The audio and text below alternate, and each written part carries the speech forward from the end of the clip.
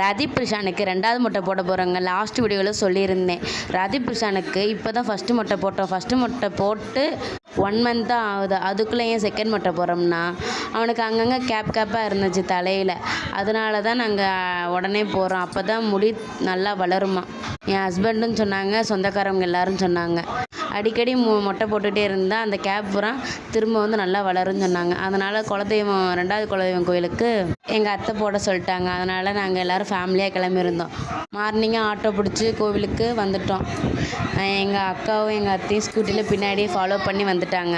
நீங்களே பாருங்கள் எப்படி கேப்பாக இருந்துச்சுன்னு.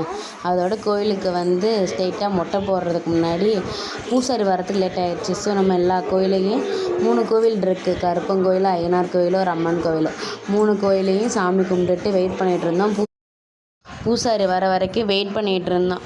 அது வரைக்கும் ரதீப் பிரசானை தரையில் போட்டு சாமி கும்பிட்டுட்டு கோயிலெல்லாம் சுற்றி பார்த்துட்டு இருந்தோம். அங்கே நிறைய தென்னை மரம், ஆலமரம், வேப்பமரம்லாம் பசுமையாக உண்டாக்கியிருந்தாங்க. அந்தளவுக்கு வேர்க்கவே இல்லை. இது வெயில் காலம் தானே, அப்படி இருந்து குளு குளுன்னு இருந்துச்சு அந்த ஏரியாவே. எங்கள் ஊருக்கு பக்கத்தில் தான் ஃபஸ்ட்டு காமாட்சி அம்மன் கோயிலுக்கு போட்டிருந்தோம்.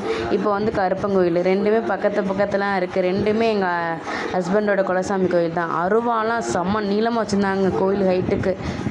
வீட்டில் மல்லிகைப்பூ செடி இருந்துச்சு. அதில் வந்து மல்லிகைப்பூ பறிச்சிட்டு வந்து எங்கள் அண்ணி பூசாரி வர வரைக்கும் பூ கட்டிக்கிட்டு இருந்தாங்க கோவிலில். நம்ம ரதீப் பிரசான் அவங்க அம்மாச்சியோட விளையாண்டுட்டு மாதேஷ் மச்சானோட விளையாண்டுட்டு இருந்தாங்க. அதோட சரி பூசாரி வர லேட் ஆகிடுன்னு சொல்லிட்டு மொட்டை போட கூப்பிட்டு போயாச்சு. நம்ம அவங்க தாத்தா மடியில் வச்சு மொட்டை இறக்கியாச்சு. ஃபஸ்ட்டு மொட்டை வந்து அவங்க மாமா மடியில், செகண்ட் மொட்டை வந்து அவங்க தாத்தா மடியில். ஃபஸ்ட்டு மொட்டை இறக்கும் போது அவங்க தாத்தா ஃபாரினில் இருந்தாங்க. இப்போ தான் வந்தாங்க.